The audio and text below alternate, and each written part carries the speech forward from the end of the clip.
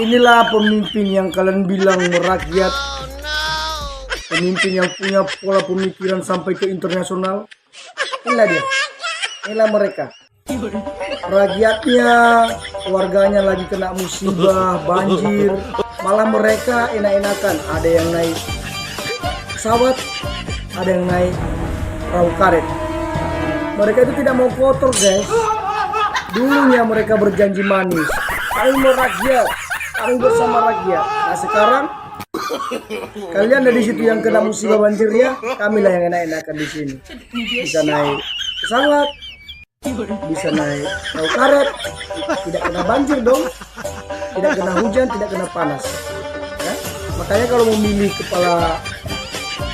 pemimpin itu ya pintar-pintar kita dong.